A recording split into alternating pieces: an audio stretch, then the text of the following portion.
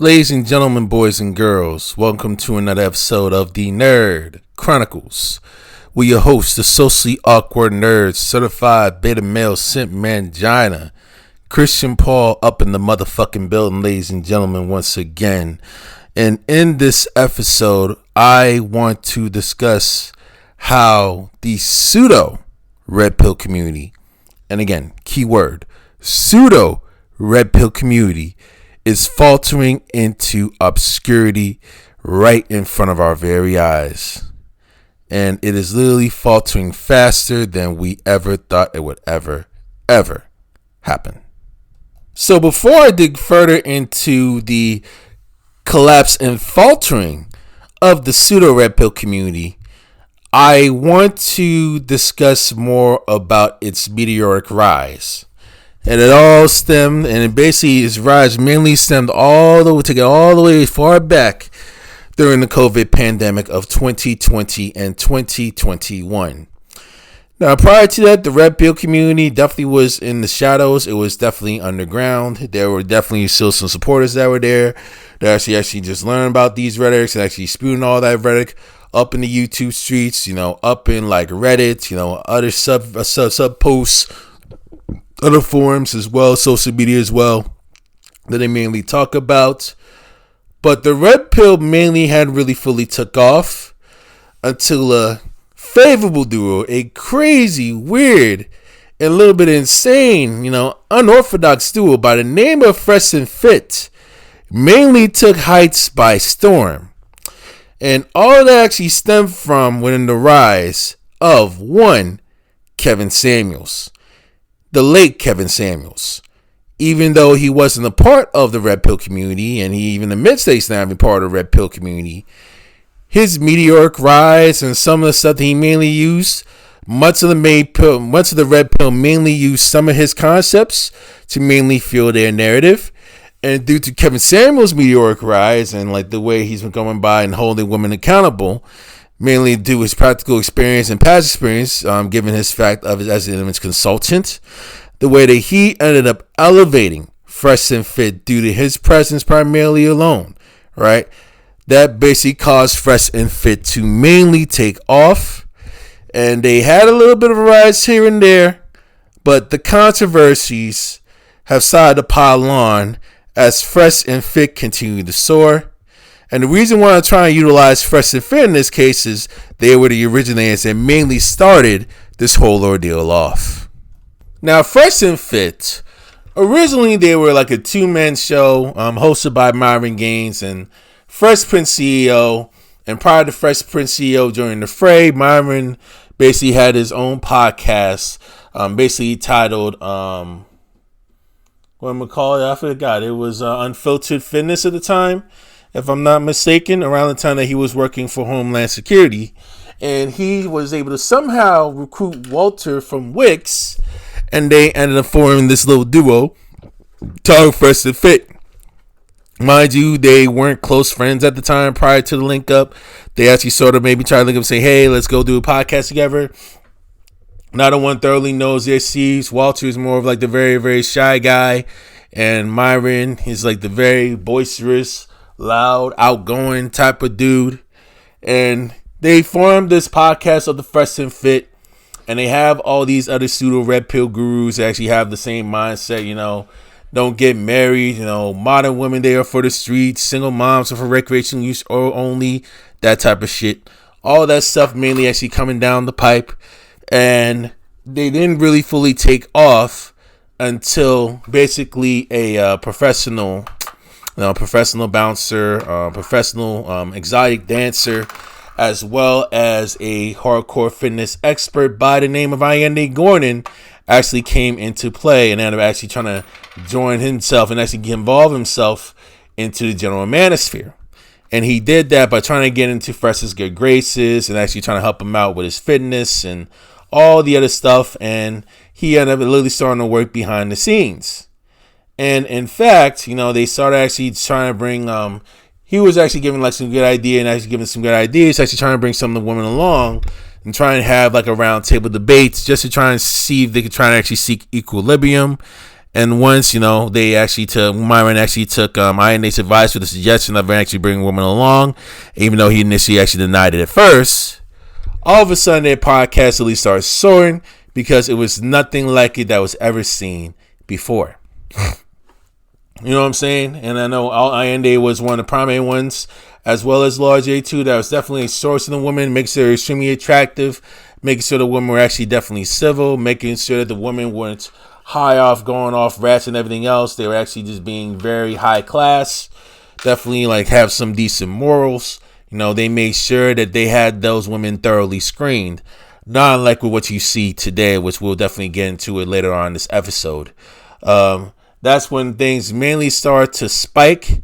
And INA gave a good hint to Myron in regards, when a woman actually becomes out of hand or becomes extremely disrespectful down to the point where it gets crazy, then you definitely kick him out. And that's how the Frank Castle situation mainly popped off. Which is crazy, literally in itself. Myron basically bastardized INA's advice in regards to that, and he'll tend to actually rile up some woman that's on up in his podcast.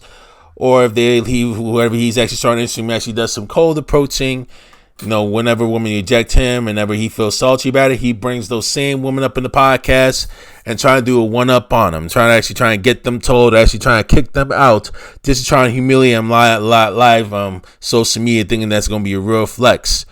Right on live stream, okay? It's just like extremely lame-ass pseudo shit. You know what I mean? You know what actually really took off of where all that stuff came from as well?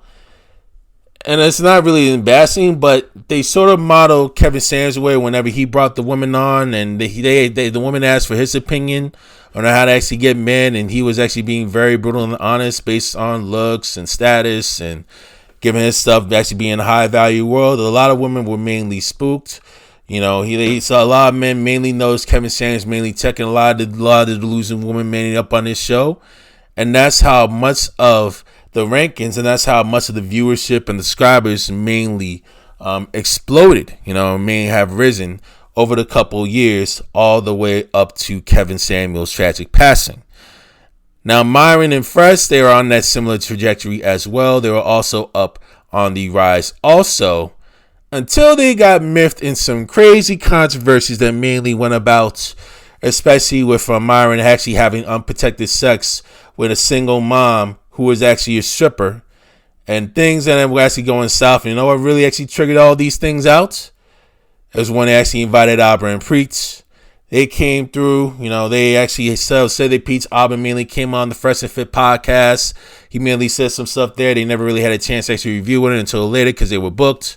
And then they probably reviewed their little encounter months later and said what they felt. Fresh&Fit actually did a response video at it, literally trying to belittle them, give them ad hominems. They were basically gaslighting Albert and Preetz. And that's where things mainly went south for them. That's when the controversies mainly came around. That's when Albert and Preetz actually mainly wanted to check them, actually challenged them to actually set the boxing match. And that's where shit literally went left. In addition, INA actually exposed who Myron and Fresh really are and what their mindset is. You see the controversies that may have been exposed. You see Playback mainly exposed who they really are and what their character mainly is. As well as Kevin Samuels. He actually revealed to O'Shea Duke Jackson, okay, that Myron Gaines was really talking greasy mainly behind his back off camera. The moment that, they came by and their live streams were done. Kevin recommended that, they actually do their live streams up on a different time just to make sure that they maintain the viewership out of respect. Myron was literally going off. He was being ignorant. He was literally acting an ass and all these things maybe for a couple of years. And he was really talking greasy, actually calling Kevin Samuels gay. And that's when shit literally went left. We see the situation that's going on with Anna Quinn Fitness as well. Utterly despicable. You see how extremely awkward Myron Gaines really is.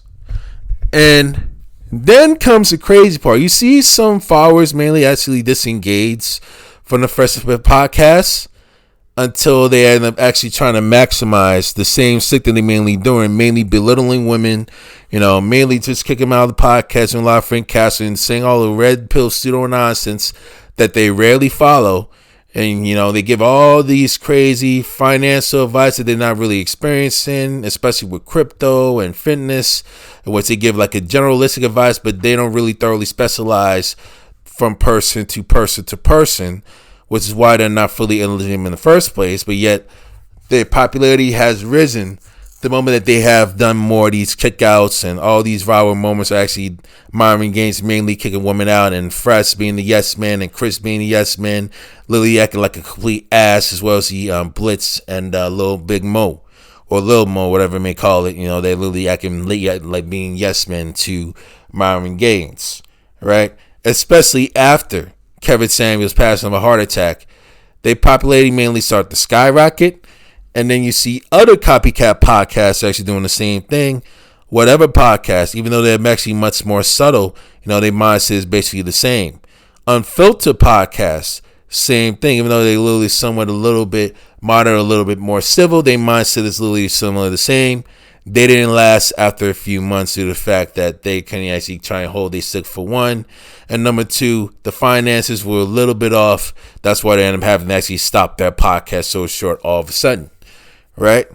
You got JustPearlyThings actually doing the exact same thing. His shorts merely started exploding, and she ended up becoming way more popular than Fresh&Fit. Both JustPearlyThings, Pearl Davis, and whatever have become way more popular than Fresh&Fit when they discussing all these live streams on 3.5 hours worth of bullshit. Okay?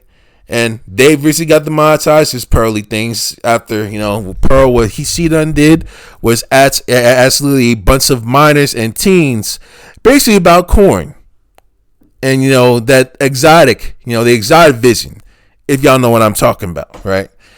Literally without the parents' consent. And the moment that, one of the siblings actually requested Pearl to actually delete the video, she refused to do it.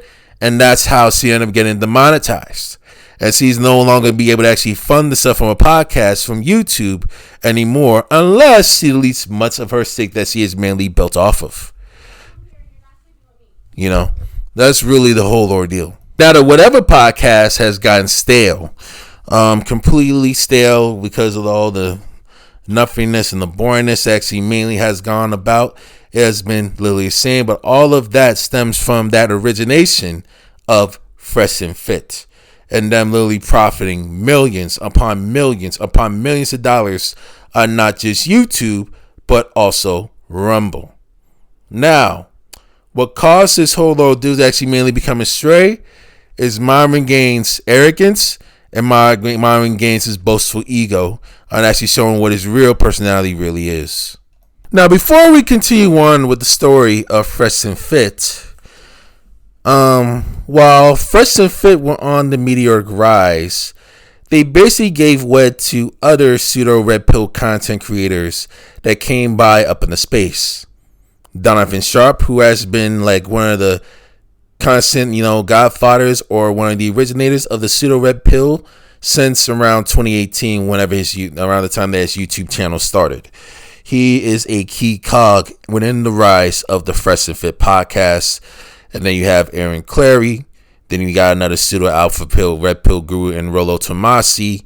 You have those as well. What else you have? Actually, this up in the tank. Jay Waller is also up in there too. Definitely Jay Waller there, definitely up in there. And then we have the most notable Andrew Tate, right? Most notable, arguably more controversial, definitely Andrew Tate, who also went on to a higher meteoric rise, way higher than Fresh&Fit, ever since the late Kevin Samuels has passed, stemming from a cardiac arrest. And due to the fact that he ended up blowing up, he has to utilize some of his bots and some of the people that he has within his I forgot his program. That program is literally irrelevant. That is the Real World program, which is like a pyramid scheming concept, definitely actually trying to force the algorithm definitely up in his favor, trying to actually feed the algorithm towards Andrew Tate and his rhetoric towards a bunch of people. And all of a sudden you see him explode on Instagram, TikTok, as well as social media, going hardcore on him bragging about criminal activity, literally him being hardcore misogynist towards women, meaning belittling them, calling them bitches, calling them whores, telling them shut up bitches, grab the knife, all these things, with Myron first mainly cheering them on too. And Myron does like about the same thing also. I forgot to actually explain on this. They're literally like way more boisterous and way more belittling towards the women that they have. Now, Kevin Samuels would definitely like put a mirror up in the person, would actually definitely be discreet, even though he would give out harsh truths discreetly. Not Myron Gaines, not Andrew Tate. Andrew Tate would literally be worse off down to the T, and while he's actually doing all of his posts and posting all his pseudo red pill rhetoric, right? Behind the scenes, he's been running a webcam business, manipulating innocent women to be on that business while he pays them little at a time. He basically rapes them, all these other things while doing that at times. He belittles them around the same time while manipulating them. And that's how him and his brother Tristan Tate end up having the charges as he do now up in Romania. And he's currently under investigation in the United Kingdom as well as the United States. But shortly before that, the block got too hot. So many women put so much heat under these social media platforms that Instagram and YouTube ended up caving in. Instagram basically barred Andrew Tate from posting. Also, YouTube actually also deplatformed Andrew Tate as well as Tate Speech, as a result of what's been going on with the rhetoric that he has been pushing. So as of now, Tate Speech, they are still on X as well as Rumble, and the moment that Andrew Tate has been deplatformed, and also SNEAKO too. And also I want to try and actually discuss more about the rise for SNEAKO, but he's more of an irrelevant. He's sort of like a pseudo red pill guru as well, but he's more so like the who yo daddy type. Basically one of those hardcore grifts as well that mainly wants to follow around and actually just lead his own mind, which is why he got the platform in the first place, due to the fact that he's been also disrespectful towards other content creators up in the YouTube space. And that's how both of his channels got the platform, and he lost the opportunity of literally making millions upon millions of dollars due to his idiocy. Okay, now back with Andrew Tate. Shortly after the Tates, deplatforming of YouTube and Instagram, boom, here comes the charge by Armenia of sex trafficking, money laundering, human trafficking, rape, the whole 9 yards, which they are both currently under trial and remain today. In regards to the outcome of the case, once that case is done, United Kingdom will actually definitely have a hold of him, and possibly the United States of America. That's how serious this type of stuff is. And what makes it more easy to have people believe that he's guilty is because he keeps constantly bragging about criminal activity that he has did frequently in his social media, as well as his courses. How fucking dumb can you be? Since Andrew Tate has been on trial, notice a lot of these pseudo red pill content creators end up actually taking their talents to Rumble. Well, actually just publishing on YouTube part time. You see entrepreneurs in cars mainly do it. You see Coach Greg Adams mainly do it. Donovan Sharpe to a point, definitely Fresh&Fit. They've been doing it also. SNEAKO, him too. They've actually shifted much of their pseudo content up in the Rumble now, due to the fact that they're out here preaching free speech and everything else, while in actuality they're literally posting like hardcore gung-ho alt-right content. You know what I'm saying? Which is just literally up insane. And actually, speaking of which, Myron Gaines, he is actually being more and more sick-minded in the head, literally being the modern day Uncle Ruckus, wearing the Klan head at all, literally actually spewing out racial slurs towards black people, all these other religious people, religious folks, definitely being a song towards gays and Jews and all these other things, actually literally trying to make light of the whole KKK situation up on Rumble, and other people actually mainly took note of that and actually put it up in the YouTube streets. And that was a big reason on why Fresh&Fit has been demonetized off of YouTube as a result. And since then, the Fresh&Fit podcast have been going downhill as a result.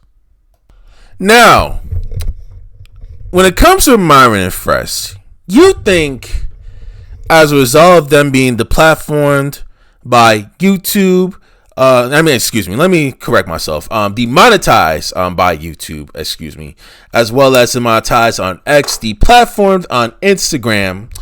You would think that Myron Gaines would mainly have to be careful with what he says and what he does, and may have to be a bit more professional as he tries to calm his nerves alongside with Fresh&Fit CEO. You would think Fresh would actually have a brand and have enough of a backbone in life. Say, nah, I'm jumping ship. I'm not going to be able to deal with this crazy controversy. I need to protect my brand. I need to protect my image. And the answer is no. First, Myron keeps doubling down on his nonsense, and he keeps crashing out more and more frequently, deflecting accountability from himself, because he's the one actually primarily dragging that whole shit down. While Fresh here has no backbone, he's literally acting like a little bitch, mainly not even challenging Myron on where the show is going. And I actually going to check him on all the fuck ups that he mainly done did, and all the other fuckers that mainly done did with all these other guests done did, literally being disrespectful to other people towards the podcast. And I've seen it, and y'all see me actually trying to go in on some of the folks up in the episodes up in the Nerd Chronicles. Y'all see that too. And then you got the other yes man that actually just being a little bit goofy as hell, but not really fully checking them in camera or even on behind the scenes either. So you got 4 yes men literally trying to kiss ass to like some crazy dude that's really imploding on himself, and Lily can literally walk on water, and Lily can do whatever the fuck he wants to do. You know what I'm saying? Which is literally sin and a shame. And those are your self-proclaimed high value gurus, right? Fuck out of here. You know what I'm saying? Like, what ifs me. And also, I actually want to give a little bit of side note that I forgot to actually put in. No Fugazee Podcast hosted by David Cooley himself. You know, him being slowly on the rise, actually trying to be copycat to Myron Gaines. And that also backfired due to his own controversy and his own hypocrisy on him dating a single mom. And actually having 2 kids by that particular single mom. But yet he tells folks, single mothers are only for recreational use. And whenever he gets put on trial, he refuses to answer the critical questions of that matter, in which he is not actually fully leading by example, just like Myron Gaines and the other pseudo red pill gurus, further proving the fact that many of them aren't really here to mainly help naive and vulnerable and depressed men. They're merely here to actually make a profit off of the men that are actually vulnerable and naive and depressed. And also, I want to actually just give some notable ones as well. There's another pseudo red pill content creator, Denmo, that actually was up in that stick. And mind you, he was like with Brian Allis from the Ever, actually doing like a bunch of prank calls prior to doing like the whole pseudo red pill podcast thing. Denmo was actually going on a similar path, doing the same prank stuff, but he ended up actually turning red pill with his second channel around that time and actually trying to go the Myron Gaines route and the Rollo Tomassi route and all of these things. And he ended up getting outed, and he ended up actually getting found,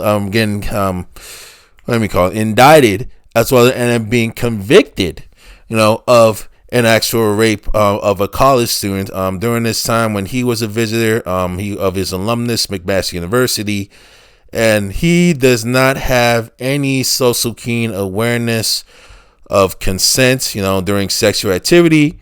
And unfortunately, that's what did him in. Now, whether he's guilty or not in the actual act, we don't know. But the reason why I'm actually going ham on him in a situation like this is he put himself in a vulnerable ass position. Okay? He should actually just heed the signs. He should actually heed the warning signs and sniff all these cues out on what the girl's mindset mainly is. He should have sniffed out signs of resistance. He should have sniffed out signs of boringness or disinterest. He should have sniffed all that stuff, literally sniffed all that stuff down to the team around the time of intercourse, prior to him actually trying to go and move forward. Otherwise, look where he's at now. And now he's literally facing years upon years of prison time up in a Canadian prison. And I think scheduling sentencing was supposed to be sometime this month. I'm not sure. They didn't really post on the actual update of the actual scheduling, we don't know what's really actually going on of the fact. But, homeboy was definitely found guilty on one sexual assault charge, and he's currently on trial for another one within the same region in Canada. So these are motherfucking alpha gurus. Now, I want to actually explain some definitely to the gentlemen that actually listening to it that feel that they have no hope, that feel they need definitely some guidance in their lives. What are the statements that, the pseudo red pill gurus actually mainly stay? You gotta definitely, in order just to actually get women, because they're mainly talking about being like the top 1% man in certain cases, right?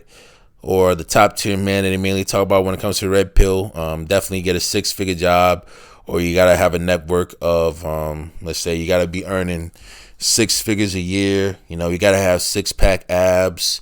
You gotta have a body count of about 50 to 100 women. You gotta have like a 6-inch cock. You know what I'm saying? That's also the other angle in this as well. These are the things that they mainly preach about. They mainly preach you things about don't get married up in America. They would say these things. They would basically say, hey, don't put all your effort up in a woman. And although, some of the red pill truths, so there's some truths definitely up with that pseudo red pill philosophy, knows that all of these things, working out, getting yourself in good shape, worry about actually trying to get like a high paying job. Women mainly actually end up being at the finish line while you actually try to build yourself up about the man. Notice all of these things when it comes with self-improvement, they mainly cater on self-improvement. They mainly center on self-improvement around the women rather than themselves, right? Because if you're able to see all these things, they'll tell you saying, hey, don't even put a woman first. Why are you actually trying to put women behind? And why are you actually trying to put women in your priority? But yeah, you got all these pseudo red pill gurus mainly actually putting women up in their podcasts, mainly actually giving like huge information when it comes with women and how they acting. And you got these pseudo narratives saying that modern women ain't worth marrying, modern women ain't doing nothing, modern women are for recreation use only, modern women are for getting nuts counts. They constantly post all these things and frequently discuss a lot of these things on women, more so than they actually do more so on men's self-improvement, which is like a catch that I've mainly been seeing when I've been watching these pseudo red pill videos. Well, in the actuality of the red pill, the actual red pill, and the reality of the whole situation, the actual red pill, when you have to actually look at these things, is that there's actually no one size fits all when it comes to mindsets, when it comes to expectations, when it comes to how you live your life.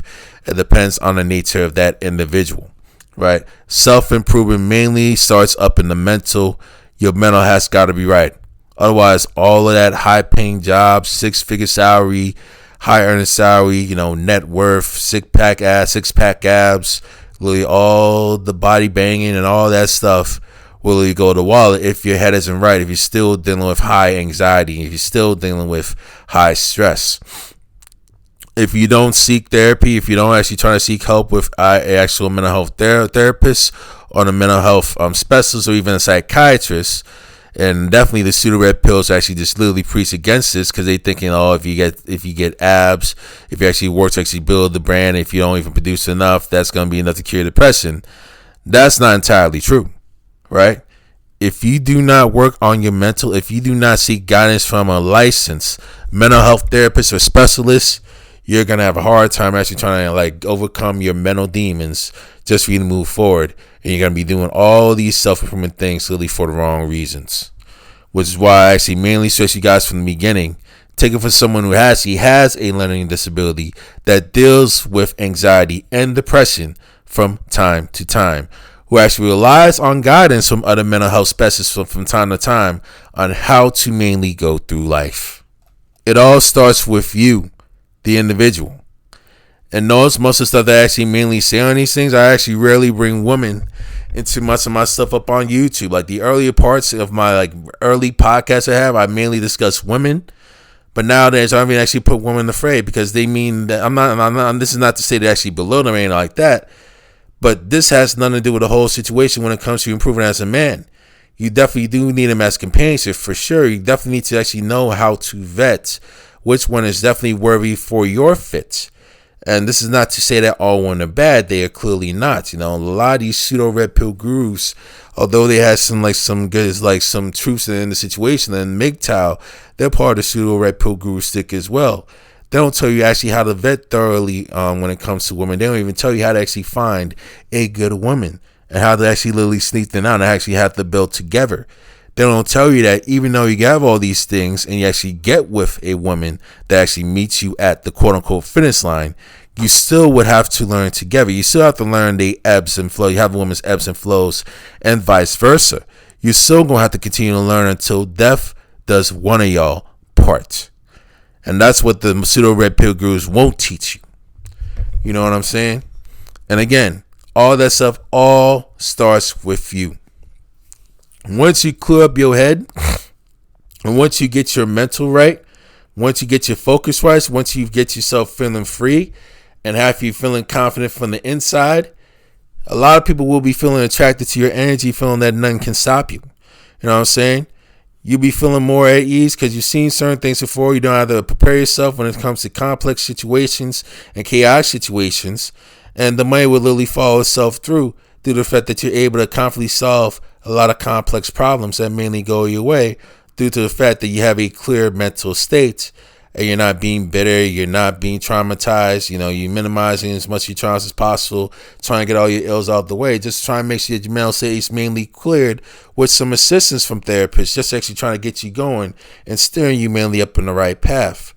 Once people actually feel your energy, and once they feel that you actually mean good and actually feel your enthusiasm, even when you walk alone, they actually see you actually being calm and chill and cool, calm and collective. A lot of people, men and women, will want to actually try to feel your aura. You know what I mean? You ain't got to go through all that crazy red pill nonsense, the pseudo red pill nonsense on how to be dealing with women. Well, the main priority of self-improvement is mainly you, primarily first. Only you first when it comes to self-improvement. You don't center around women or anybody else. It starts with you. You know what I'm saying? And if you're able to actually find somebody that actually definitely meets to your specialties and actually compliments you, even your personality, and definitely helps elevate you to new heights that you never even imagined. When it basically flows and goes to the ebbs and flows, and when you guys clicked, it will literally be a whole beautiful thing. You know what I'm saying? And trust me, more and more people, more and more men are literally waking up to this pseudo red pill nonsense. And I specifically say pseudo red pill nonsense, MGTOW nonsense coming by. And they are literally leaving these pseudo red pill content creators up into the dirt and literally letting them fall all the way up to the wayside up in obscurity. None of these pseudo red pill podcasts won't be actually hitting mainstream for literally over 5 to 10 years. And I literally will guarantee you that. Yes, 1 year, 2 years, they may actually be around, maybe 4 years, maybe around 5. But anything greater than that, when the block is actually real hot, is really hard to maintain if you are not authentic within yourself, if you don't actually have real life experience that you have built over time and literally see the same old stuff every single day, but you get caught up in contradiction after contradiction and refuse to answer for your accountability and refuse to self-reflect and hold yourself fully accountable to your wrongdoings, basically shows a piss poor reflection on those pseudo red pill gurus. You know what I'm saying? Which is why they're mainly falling by the wayside. So again, you know, I enjoy seeing these pseudo red pill gurus mainly fall and actually take glee up in their downfall, because it's a huge benefit to a lot of men that actually do need the thorough guidance that they need whenever they actually feel depressed, whenever they actually feel stressed up in the wayside on the road, whenever they don't even know how to actually interact themselves with certain situations. Hope is still there. You know what I'm saying? Do your research. Be confident in yourself. Know who these people are. Vet these mofos thoroughly to the best of your ability. You know what I'm saying? And again, you know, if you see some red flags when you're actually trying to center yourselves about certain women and mainly doing a lot of belittling, and especially with the alt pill stuff, literally belittling, actually being belligerent, blatantly racist, that type of stuff, you already know that these aren't the type of creators that you literally need to be hanging around with. And you want to know why the pseudo red pill gurus are mainly faltering and collapsing as we speak.